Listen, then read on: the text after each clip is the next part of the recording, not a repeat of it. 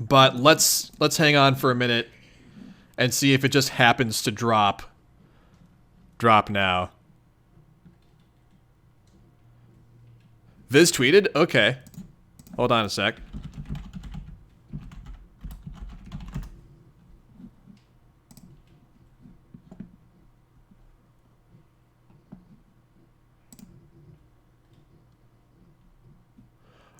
Oh my gosh. Yeah, it's live. The Homestuck Epilogues is live, you guys. Look. Look. Look, there it is. There it is. It's here. Shall we experience it together, you guys?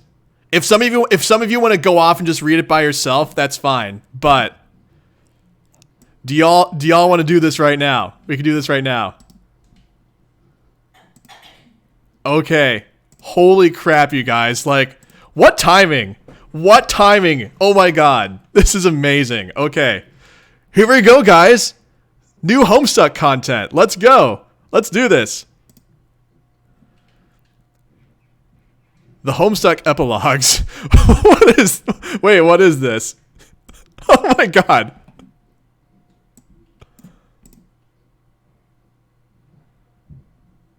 What in the world is this? Holy cow. Okay. Rating, mature. Category, FF, FM, MM, multi, other. Fandom, Homestuck.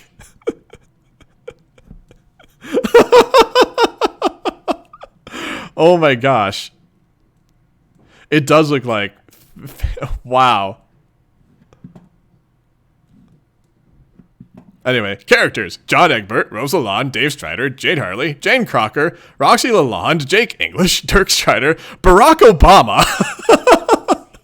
Aradia Megiddo, Tavros Nitram, Solix Captor, Carcat Vantis, Kanaya Mariam, Terezi Pyrope, Vriska Circuit, Gamzee Makara, Eridan Empora, Veferi Paces, Arania Circuit, Mina Paces, Dave Pettisprite Squared, Calliope, Caliborn, Lord English, original male characters, original female characters, Barack Obama. That is great.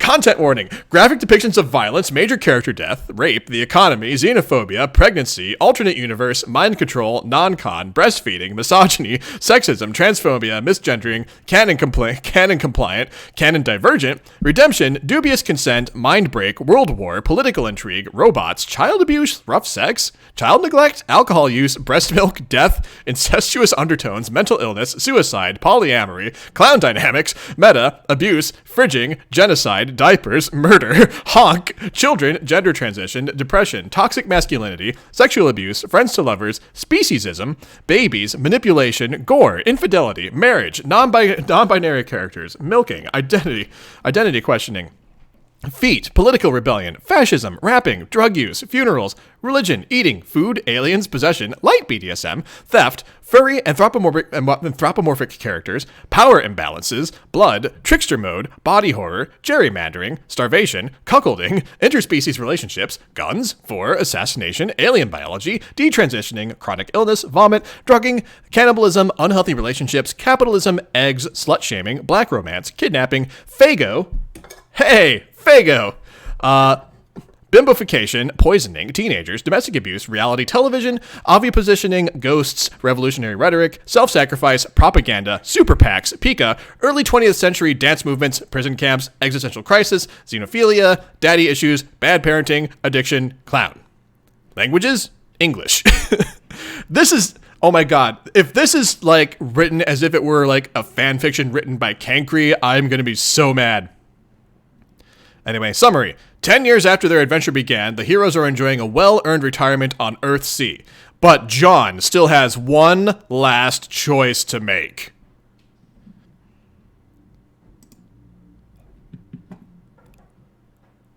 Wow. This really is written like a fanfiction. Anyway, prologue, page 1. It starts with a crack. Everything else rises up from that like steam. A trembling thread that cuts through space in jagged lines, splintering the void into razor-sharp shards of putrefying leptons and quarks, popping apart like raw eggs in a microwave. It's coming undone at a subatomic level. From the bottom up, from the inside out. From the top down, it looks like the eye of a storm, a black hole so supermassive that it spans the width of eternity.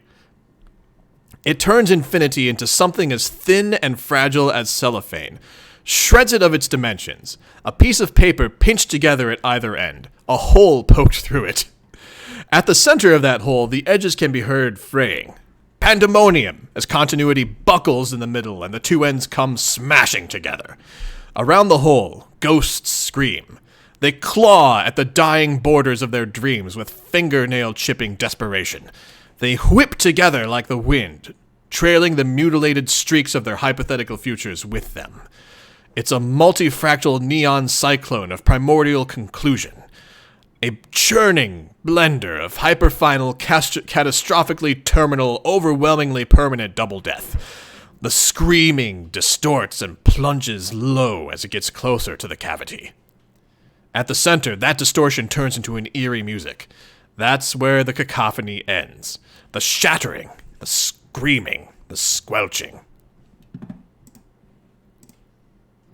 The sounds of elemental particles being torn apart like string cheese, shoved through a meat grinder, then dumped down a strangely melodious garbage disposal. It all returns to the same tonic dominant, matching pitch and tone, ironing out the rebellious flats and sharps until the discordance becomes exquisite. A subharmonic symphony that can only be heard in the bones. At the dead center of the event, it is extremely quiet. A silence made of all the suffering that limitless sempiternity can hold, bleeding together until the prism turns into obsidian. It's too vast to comprehend. Too black to behold without closing your eyes. Retreating to the back of your own eyelids is to seek the comfort of a familiar darkness. It is to reject the absolute tenebrosity so perfectly alien it threatens to rip the humanity through your eye sockets. This is the end of everything. This is the end of paradox space. You wake up. Your name is John Egbert, and you've just had a terrible, deeply pretentious nightmare. You snap out of bed, soaked in sweat, your heart hammering like a fire alarm. It is just as you feared. You've been dreaming in anime again, and you have no idea what it could mean. Oh my god. Look outside just to make absolutely sure the world is not ending. The sun is coming in through your window of bars of soft yellow. The only sound you can hear for miles is the wind skimming the hollows of your neighbor's pipe homes. It's a normal day in the Salamander Village, which you refer to as Salamander Village because the damned salamanders never bothered to give this village a name, you guess. Absolutely nothing of note has ever happened here in the entire history of the planet, which you would know because you created it. Beside your pillow, your phone is vibrating. Rose is calling. The screen of your phone reads 9:30 a.m. April 13th, and also the number 46, which is how many text messages your friend left you while you're sleeping. A bit excessive, even for her. Answer the phone. All right, Irish Milk, enjoy reading it with your friends. Oh my goodness. Since when are you known to operate your telephone? Since, I don't know, has it really been that long since I called? I can't remember the last time. Neither can I. Anyway, what's up? First of all, happy birthday. Oh yeah, thanks. Fuck, I forgot. Am I correct in presuming this April 13th will be as uneventful as the last? Yeah, I don't want to do anything this year. I hope that's okay. Of course it's okay. It's your birthday, after all. Rose? Yes? You wander to the window and watch the salamanders go about their day. All over the neighborhood, the little dad salamanders are putting on their little rumpled hats and picking up their little suitcases and kissing their little families goodbye for the day. You've always been confused about what exactly they contribute to the global economy, but it's pretty cute how much they love playing at being suburban businessmen. The silence over the phone is growing awkward. You've stalled long enough. You decide to just come out and say it. I've been dreaming in anime again lately. I have no idea what it could mean. I see. It's horrible every time. Okay, Anabor, enjoy that. Have fun. Let's see. And I don't mean because anime is bad or anything. It's not that. Whenever I have these dreams, everything's breaking apart. Millions of people are screaming and dying. I mean, dying permanently. Not the kind of bullshit dying that we've been doing a lot over the years. Couple of yards over, a salamander blows an astounding spit bubble. Truly one for the books. Your eyes trace its meandering journey into the sky as you gather your thoughts. What do you think it all means? What do I think what means? What do you think it all means that I've been dreaming in anime? I don't have the slightest idea what it means that you've been dreaming in anime, John. To be honest, You wait for Rose to finish her thought. She doesn't, which is troubling because you have never known Rose to leave a thought unfinished in over 10 years of acquaintance. You suppose it's possible it may have happened one of the times she died. You wouldn't bet on it, though. Rose, are you okay? Not exactly. Hold on, you guys. Updating the stream info slightly. Okay.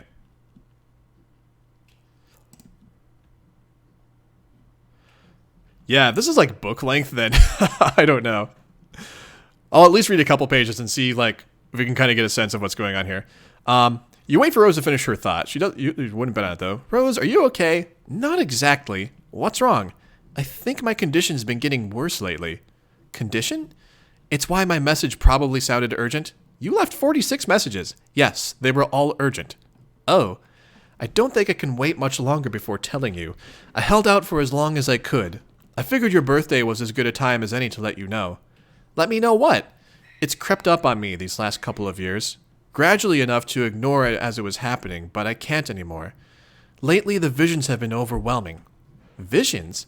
John, I have terrible headaches these days. Talking on the phone doesn't help at all. Would you mind flying to my apartment so we can continue this in person? Oh, yeah. You mean now? Yes, now is the time. I've put it off long enough. You move the phone away from your ear and assume an expression you haven't practiced in years. It is the look of a man who actually has something to do. Holding the phone directly in front of your face, you speak into the receiver. Okay, I'm on my way, Rose. I'm on my way. Bye, Rose. As you hang up the phone, a familiar feeling settles over you. A feeling of standing? Standing and being alone in your bedroom as a young man on your birthday. You swear you felt this feeling before. It's almost like a young man stands alone in his bedroom. It just so happens that today, the 13th of April, is this young man's birthday. Though it was 23 years ago when he was given life, and 10 years ago when he was given a name, it feels like it is only today that he will begin to understand what all that means. That young man is you, John Egbert. What will you do?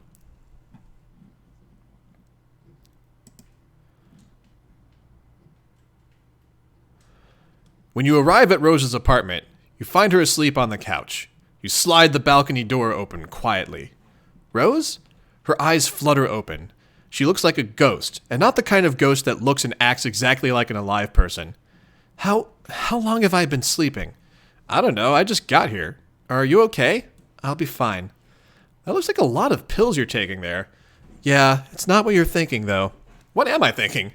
These are controlled substances that have been prescribed by a legitimate doctor to ease the symptoms of my condition. I am only using them as instructed. Okay, so there's nothing to worry about. But you said you have a condition. Isn't that bad? You watch her rise in stages. Her arm is trembling where she's bracing it on the couch. Oh, yes, the condition itself is not ideal, obviously. And perhaps it does constitute something to worry about in the context of a different conversation. All I'm trying to say is, I'm not backsliding, if that's what you're wondering. You spend several pregnant moments saying nothing at all in response to this. You examine Rose's supine, languid form on the couch, optimistic that she will continue speaking any moment now. I struggled with substance abuse for a while, years ago, remember? Rose, Jesus, I wasn't going to accuse you of being a drug addict, and I didn't fly over here to give you an intervention. It sounded like you had some important stuff to tell me, and the fact that you also seem to be sick is more than a little alarming. I wouldn't say I'm sick, just having spectacularly debilitating headaches as a result of my visions becoming more frequent. Oh yeah, what are these visions you're having? I'm a seer of light, John. I know. So you mean like your standard psychic visions about the future and stuff? What's going to happen? Should we be worried? It doesn't technically pertain to the future. Well, not our future. My abilities have broadened considerably beyond their previous horizon. They shed light on many unseen events. Past, present, future, in realities and frames of reference that have no intersection with ours at all. It seems to be an unfortunate side effect of God-tier abilities. They can advance at a rate beyond one's physical ability to keep up with. Fortunately, it doesn't seem to be happening to anyone other than me. Yeah, I can't say I've noticed anything like that, or improvement in my powers for that matter. It's not about gaining additional power so much as the gradual dissolving of the boundaries between your own awareness and that of your many doomed selves who perished in other timelines. It's a slow and apparently rather uncomfortable accretion of knowledge. Perhaps I'm the only one to notice any change since my aspect explicitly relates to knowledge. I guess that all makes sense. So, what are all these visions showing you? Many things. They're quite disjointed and sometimes hard to rearrange into coherence. But, in totality, I have pieced together a greater understanding of our present situation and all the events that led us here. You watch Rose stagger to her feet and cross the apartment. At the kitchenette, she knocks back another pill with a practiced motion. No water. Her vacant stare drills into the countertop as she quietly waits for the medication to take effect. And what? What is it about our situation that you wanted to tell me? Is it bad? Good and bad are words that don't mean anything, beyond a certain threshold of mortal consideration. There's a different scale I've come to understand. Another dichotomy that's less emotional, I guess? Consider, instead of the word good, using the word essential. And what exists at the opposite polarity from essential is something that is best not to contemplate. What are you talking about? This sounds fucked up. Yes, that sounds like a reaction you would definitely have to the things I'm telling you. I really should cut it out and just start from the beginning. You follow Rose to the balcony. She raises a hand and points directly to the clear blue sky. She points with purpose, as if to say, there, right there, precisely is where the green sun would be if it still existed. The green sun is gone. What? It has been destroyed, at least from the current frame of reference it has. It still existed, and therefore, in a way that's hard to explain, currently exists, over a nearly infinite span of time, presiding over the birth and death of countless universes. But this universe, our universe, is not one of them. You saw this in a vision? No, Jade told me. She did. How does she know? She can't draw from its power anymore. She no longer has the ability of a first guardian. It has been this way for several years. I suspect she has kept this on the down low, however. That's surprising, I guess? Or maybe not. I don't know. It's not like she tells me a whole lot these days. It's also not like she's had any particular need to unleash the full fury of the green sun. Not while she's been gallivanting around with Dave and Carcat under whatever perplexing social arrangement they have settled on. Anyway, her account of the sun's destruction syncs up with the data supplied by my visions. I have no doubt it's gone. How did that happen? It doesn't matter much for our purposes. There was a cataclysmic event, a suicide strike by a very powerful being, much like the one Dave and I attempted once upon a time. But it turned out the explosive force we released was only a catalyst, a causal gesture. What was needed to destroy the sun was a consumptive assault. Consumptive?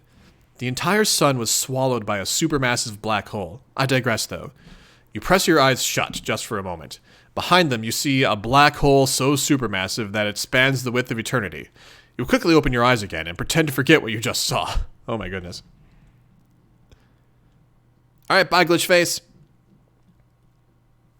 Okay, Pixel Void, thanks for hanging out with us. Yeah, I'm just going to read to the end of this page, you guys, and then I think we're going to stop for today. And I'll read the rest of the epilogue in 2 weeks. So I'll let you all go read it on your own as soon as we sign off here. Because I know you all want to go read this. You've all been itching. You've been waiting for a long time.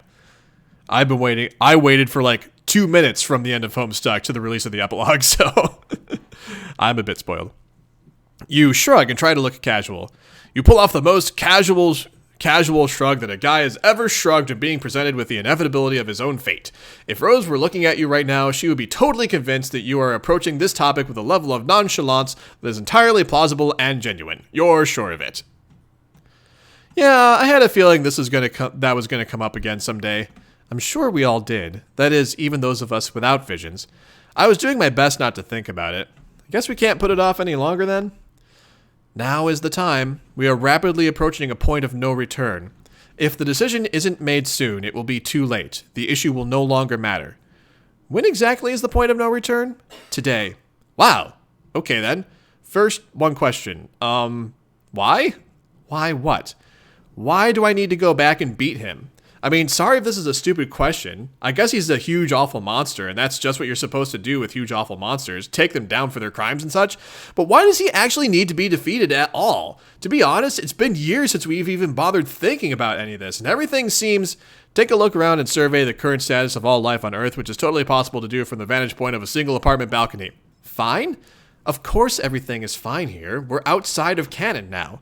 Yeah, I know. What does that actually mean, though? Are you saying this isn't really happening? Of course it's happening. Just because certain events take place outside of canon, it doesn't mean those events are non-canon. Oh. In other words, there is an important distinction between events which can be considered to occur inside canon, outside canon, and those which are not canon at all.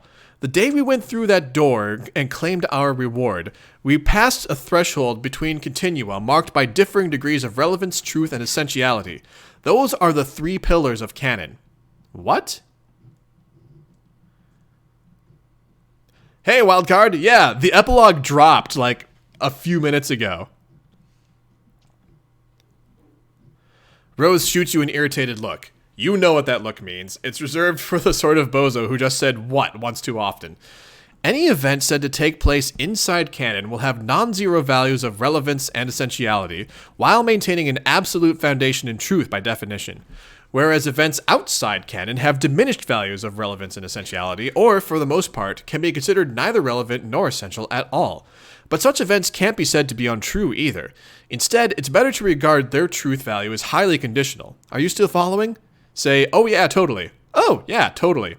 So to be clear, everything that's taken place here on Earth-C since we exited canon can be considered completely irrelevant and, for the most part, absolutely inessential. Yet none of it can be called untrue. At least up until precisely today. Okay, then what does non-canon mean? Events that are formally non-canon have no truth whatsoever by definition. They may have relevance and essentiality values that are non-zero or even quite high, but only as projections along an imaginary axis, resulting from highly subjective frames of reference. But due to those events having no truth and thus carrying no real weight, the other properties are basically rendered meaningless. You can feel your eyes go wide as the gears in your head slow to a stop. The implications of what Rose are saying are as vast as they're completely incomprehensible. Your mind has just been blown. John? Are you okay? Your pupils have gone quite wide, thereby facilitating the appearance that your mind has just been blown. Hold on, how much longer is this page? Okay, this is a long page. I'm still going to finish this page, though. Sorry, I'm just trying to wrap my head around this. You, of all people, really should have a good intuitive grasp over these concepts already. You're the one with the retcon powers, after all. I know, like, I mostly get it, I think. I just wouldn't have thought to put all of this in such a jargony way. Sorry, that's kind of what I do. It's fine, I'm just a bit rusty is all. It feels like it's been so long since I did, or even thought about anything that mattered at all. Yes, the longer we live outside of canon, the more tenuous our relationship with canon becomes, hence the urgency. Then what's going to happen if we keep dragging our feet? I mentioned that events outside canon have a truth value that tends to be conditional, remember? Well, I did, but let me put it another way. As long as we live outside canon, everything that happens will technically be real, but only conditionally. There are certain crucial events inside canon which must happen in order to continue to prop up the legitimacy of events here on Earth-C, and you specifically, John, have a responsibility to make sure those events take place. And I take it that means going back and killing Lord English? Yes. His defeat is the keystone to this entire continuity. Much like his life, in some sick way, governed the overall design of the bridge which that keystone is holding up. But without it, all of this falls apart. Everything we've been through, in a way that's impossible for a single mind to fully comprehend, becomes retroactively discredited. So, reality will be destroyed or something? Hasn't that already sort of happened? I mean, when all the black space started cracking? No, this consequence isn't physical or even a disruption of the timeline. It's more of a conceptual unraveling. If you miss the chance to authenticate canon events, something will take place that's a bit difficult to describe, but I've encountered a term for it. It's called dissipation, like a notational fading, as if something somewhere is undergoing a process of forgetting, and we are what is being forgotten. All ideas, people, and their full potentialities, possible outcomes, and their specific unfolding, all of these things live inside conscious frameworks.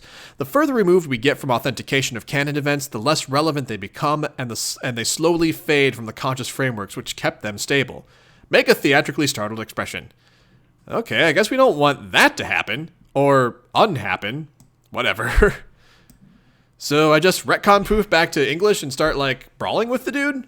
Don't be ridiculous. You wouldn't last a second. You'll need a team. Also, you don't want to just dive headlong into a battle with his hulking adult form. That would be tactically foolish, and furthermore, would skip over some very important steps needed to authenticate canon. Like what?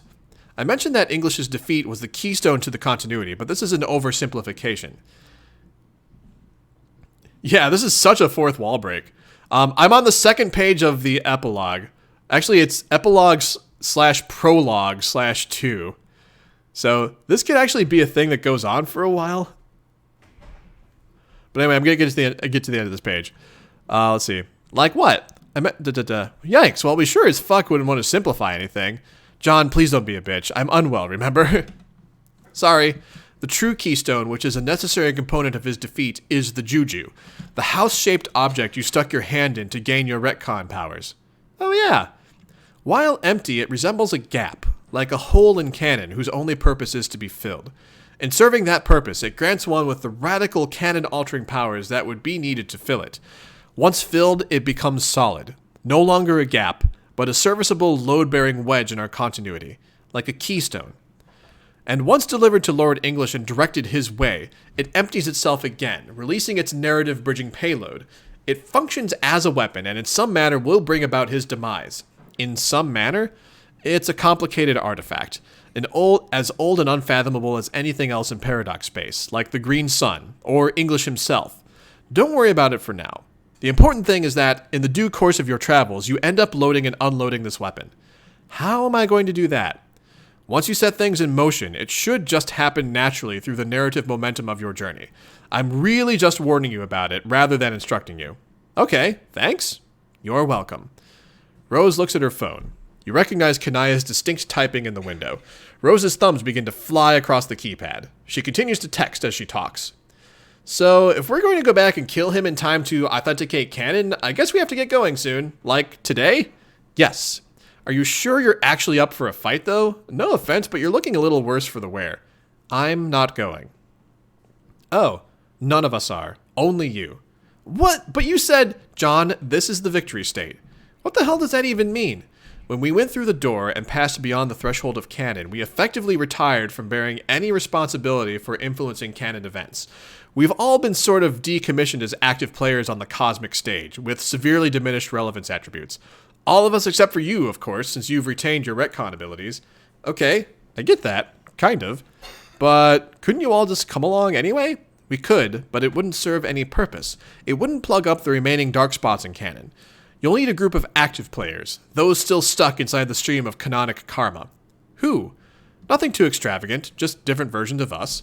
Younger versions, from a particularly dysfunctional impasse in our journey. I can point out the exact moment in canon you should be disrupting and how you should disrupt it. In fact, I've already written it down to spare you the trouble of remembering. Rose leads you back inside and retrieves a letter from her desk. She hands it over, still typing one-handed on her phone. She sits down and you read the letter. Huh. Is anything confusing about my instructions? No, I remember all this. It shouldn't be a problem. It's just weird to think about revisiting this. It seems like an eternity. Like, we were all completely different people back then. I assure you, we are all still fundamentally the same bunch of losers. Rose is ultimately right about that, the way she is about most things. You continue to scan the letter and grimace slightly. Should I really punch her in the face? I felt kind of bad about it last time I did that to someone. Yes, you absolutely should and must punch her in the face. You exhale and turn the paper over in your hands. The other side is blank. And you flip it back over, having fully processed the instructions drafted in the polished purple handwriting. You like how Rose still writes in purple after all these years. Some things never change. Alright, this seems straightforward enough. I mean, aside from the part where we will all have to fight an invincible monster, he isn't entirely invincible. He will be vulnerable to Dave's weapon. I believe other gambits should present themselves as well. I don't think it would serve the mission well for me to tell you exactly how it will go. But at least I can offer this bit of encouragement. If you follow my instructions, English will be defeated. It is an absolutely essential outcome. And essential, if you remember, is the word we should be using instead of good. I see you're advising we go after him when he's young. I guess that makes sense. Go get him before he gets all big and strong, like kind of a surprise attack? Sure.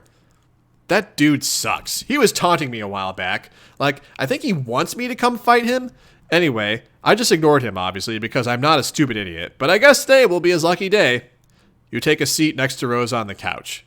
So the taunting part right here, I feel like this is like talking about the Snapchat part in the credits that we just saw. Examine your friend.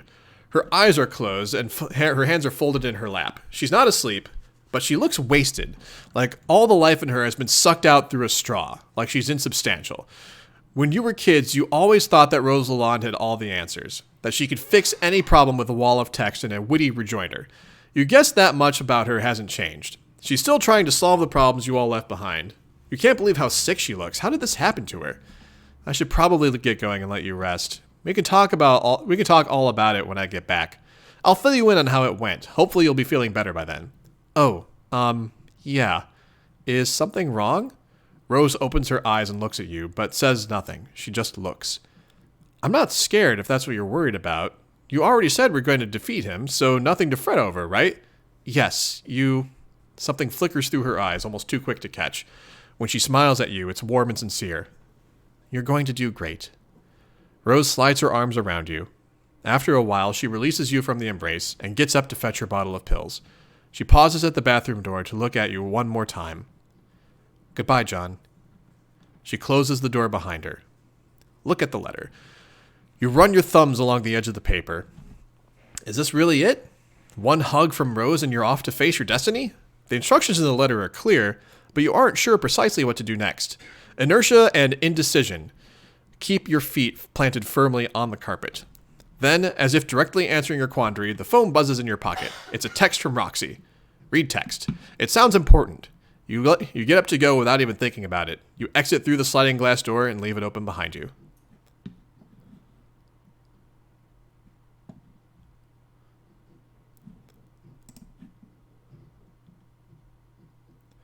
Oh, is there only...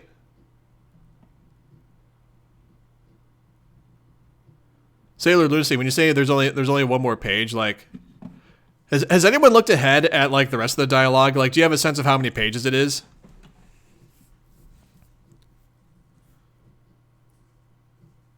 Is there only one more page?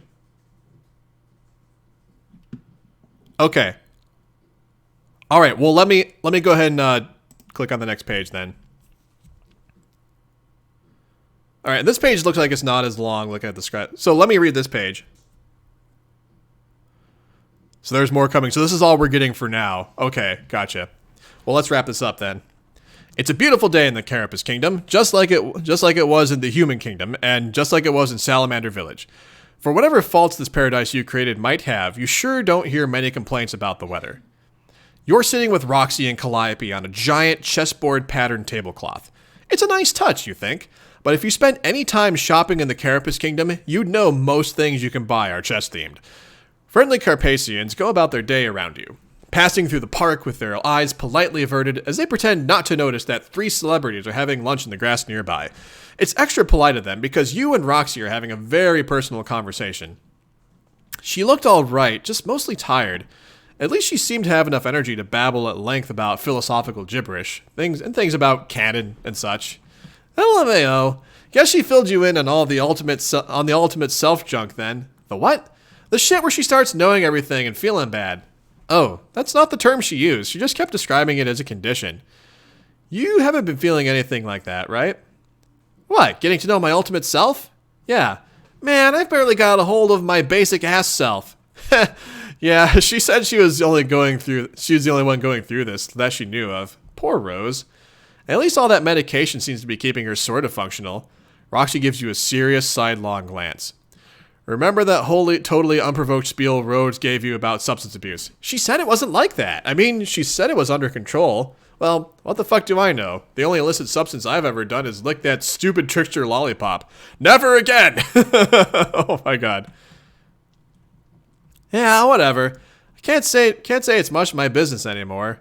Rose and I aren't as close as we used to be. Oh, what? No, come on! You nod sort of knowingly because you're thinking about how you hadn't talked to Rose in ages either. Roxy gives you a quizzical look, but you turn away before she can draw meaning from it. Miriam's been keeping her real busy since they got hitched.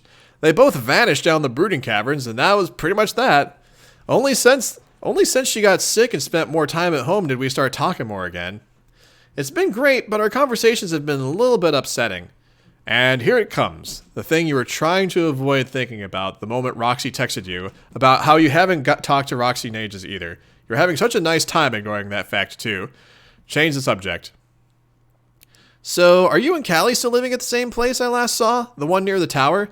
You look towards the bell tower in the distance. It's a Gothic building so tall that it cuts a shadow through the midday sun. It's an important landmark in the kingdom. The tallest structure for miles around, and the only way you can ever navigate your way here flying. Carapace architecture is otherwise identical, a reflection of their individual collectivist society. Yep, that's cool. It's a nice place. Yeah, I like it here. I've thought about it, but I'll probably never want to live in a different kingdom. Still feel most at home around the chess guys. Makes sense. That's about how I feel about the salamanders, which I realize actually makes no fucking sense. Haha. They lead simple lives. I don't really care for the chaos of human or troll cities. Neither do we. You watch Roxy smile and reach for Calliope's hand. Look away before you start dwelling on it. You start dwelling on it immediately, looking probably quite conspicuous with how quickly you whipped your gaze away. But seriously, what is up with their relationship? Is it romantic? Platonic? Can cherubs even have a romantic relationship? Are they even interested in it, like on a fundamental level? Do their brains and hearts even work that way? Questions like this used to keep you awake at night. You look at them, where Roxy's fingers are entwined with Calliope's green claws. Calliope is still wearing the Ring of Life, the same one you obtained in a ludicrous adventure through the afterlife, and then re-obtained in a ludicrous adventure through canon when it was stolen from you. It's the same one that allowed Calliope to stop being dead in the first place, and to come live with your friends here on your beautifully renovated home planet. And it's the same one you gave Roxy all those years ago to fulfill a promise made to a very special new friend. At the same time, the gesture felt so important. It felt more meaningful than any gift you'd ever given. Like, there was some grand emotional gravitas about it that signified something deeper than what it turned out to be. You have since concluded you were just imagining things, ascribing symbolic meaning to gestures that simply didn't carry, like the dumb kid you were. Technically avoid saying anything at all about Roxy and Calliope's weird ambiguous relationship. But you can't stop thinking about it. What goes on in Roxy's head? What she thinks about you? You and all your friends have dispositions affected by your classes and aspects. You think you know what it means in your case, but what about her? You can only speculate. Void is a place where things sink and disappear, where they linger forever but cease to exist. You aren't actually sure if your feelings for Roxy ever really faded or if they just grew numb with time and distance. Is it the same for her? You search your soul for the answer, but come up empty. The truth is, you suspect her mental interior is unfathomable. In fact, you feel sure of it. You wonder suddenly watching her. This version of her, that is. The one with whom you share all these bittersweet memories. Will you ever see her again? Ahem. John? What? Please forgive me if I come across as impatient, but if we are finished with the pleasantries, I believe you have a choice to make. Huh? The choice as to whether you will go defeat my brother or stay here. Have you decided yet? There's a choice? Calliope is smiling brightly, but Roxy's face has no expression at all. I was just assuming I had to go, because if I don't, then a lot of stuff will stop being real. Stop being canon? To tell you the truth, I'm a little confused about what will happen if I don't go. But it sounds like it will probably be bad. That may be so. We are not here to caution you about the consequences of your decision either way, but there is always a choice. Roxy and I merely wish to invite you here for a nice human picnic, and show our support for whichever decision you make. TBH, it's a relief to finally be doing this. It is? Mm-hmm. How much have you actually talked about this? I mean, how many people knew this was going to be a thing? Just us and Rose. Well, Dirk too, I think. She's been talking to me about it a bunch, and him too, but I don't know how much. He's got, thoughts about all this shit. But whatever, that's not important, or even remotely surprising. Bottom line, Rose has been tormenting herself about having to tell you. I'm just glad she finally said it so she can rest. Now it's up to you. Yes, take all the time you need. Again, we aren't here to influence you. It's very important that the decision come from your desire to go through with it one way or another. Any tampering could taint the results. Wait, what? So what'll it be, John? A chill runs through you and stays there. Consider the gravitas of this choice. You try, but you can't. Because you weren't really prepared for it. You didn't think it was a choice at all until this very second. You think back to the way Rose looked at you before she went to bed. What has she told Roxy that she didn't tell you? The chill tightens around your throat and turns into fear. No, not fear. The feeling is worse than that. It's regret. You wasted your time here on this idyllic restoration of Earth.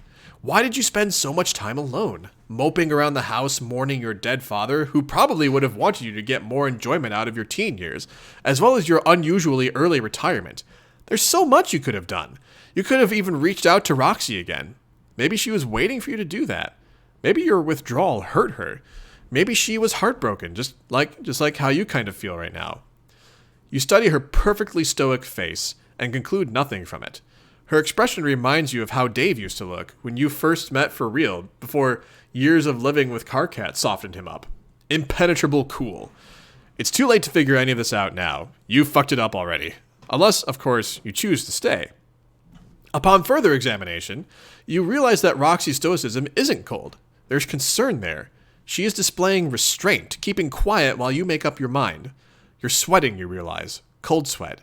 Even worse than the anime nightmare sweat you woke up soaked up in.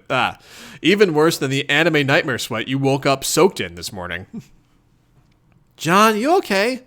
Looked like you were gonna pass out there for a second. Suddenly, Calliope bolts upright. Of course! What was I thinking? This decision is far too important to be made on an empty stomach. She fetches the picnic basket, which naturally has been sitting there on the tablecloth since the moment you arrived. Here, before you choose which path you're going to take, you should decide what you'd like to eat. I've packed a wide variety of provisions, easily enough to satisfy even the most ravenous picnic-goer's appetite. Behold, an array of savory delights for the carnally inclined. Or perhaps something for your sweet tooth, if a lust for treats is what stokes your desire. Calliope produces 2 dishes from the basket and begins gingerly unwrapping them. The unwrapping is so ginger, in fact, that there's something almost dramatic about it. Like the opening theme to that boring sci-fi movie with the monolith and the bone-throwing monkeys should be playing as she peels away the cheesecloth. Oh my gosh, so Space Odyssey. 2001 Space Odyssey. On one plate is a pile of meat, rare, almost bleeding cuts from animals you can't identify. The other plate holds a generous heap of colorful, exotic-looking candy. You scoot to the side and peek into the basket to see if there's anything else. There's a book in there, but no more food. This is all there is. Contemplate your lunch. You put a finger to your lips and focus on the food with great intensity. You stop fretting about choices and heartbreak and eternity and Lord English. Your entire world narrows down to a single point of light as you are utterly consumed by the overbearing decision about which of these absurd meals to have for lunch. Meat or candy? Meat or candy? The 2 possibilities pinball around your skull. Meat or candy. It's a tough choice. And on any other day, you might be inclined to simply follow the whims of your cravings, but no clear victor surges to the forefront of your mind. Either option offers a tempting means of sustenance. You know the meat will be rich and filling, and, if you're being honest with yourself, you haven't had the most robust diet as of late. You didn't even have breakfast. It's probably a good idea to eat something resembling a real meal for once. But you're no stranger to Calliope's tastes as far as carnivorous comestibles are concerned. You know every cut on that plate is rare to the core. It'll fill your mouth to bursting with juice, lie heavy on your stomach for hours to come as your body works to break down all the nutritious protein and fat. It might be tough to chew. It might even be tougher to swallow. Maybe the candy is the better choice for a picnic like this. Something that'll go down easy and fill you with bright energy as you pass the time with your friends. You know you need to just let go sometimes and stop worrying so much about what other people expect of you, or even what you expect of you. It's not a bad thing to enjoy yourself just for the sake of pleasure, but eat too much and all that sweetness could make you sick. Roxy and Calliope glance at each other in confusion as you deliberate over what to eat. You suppose it's taking you a while to choose, but each dish is appealing enough in certain ways. Each has its potential dietary drawbacks. You don't want to make a decision you can't stomach. Meat or candy, John? Meat or candy? You release your breath when you realize you've been holding it. You're being ridiculous.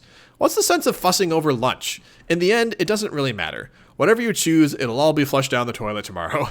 Just go with your gut. Don't sweat the small stuff. There are much more important things out there to fuck yourself up over. To be continued. Well. So that's what we've got so far with the epilogue. And we all got to experience it together. Yay! Oh my gosh. That's so cool that like we all got to like read new Homestuck content together as it got posted. Like just here on stream. That's so cool.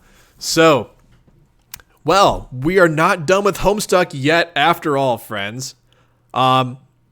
So like I said, I'm not going to stream next Saturday. I will be back again Saturday, April 27th. And who knows what we'll do, because who knows when they're actually going to post like the next part of this. Maybe they'll post more tomorrow. So like, I don't know, but whatever gets posted between now and April 27th, that's what we'll do on stream next time. We also have Hive Swap Friend Sim to finish up as well. So, you know, we'll see. I'm not sure what we'll do next time, but I do know it's going to be April 27th, 10 a.m. Central Time. But yeah, other than that, good stuff, you guys. Good stuff. Thank you, everyone who dropped by, who came in, came out, who dropped in. People who have been here since the beginning, people who joined like midway through this. If today was your first time joining stream, thank you for coming here as well. I thought we were going to be done with Homestuck today. We've got more. We've got more, friends. And it's very exciting that we get to experience it together. So let me drop a few links real quick. We've got Discord, we've got social media, and my dog Tara has her own Instagram. So feel free to follow her there for adorable dog pictures. Thank you, everyone. We will be back in 2 weeks with Homestuck universe content. So thank you, my friends. I will see you next time. Take care of yourselves. Bye.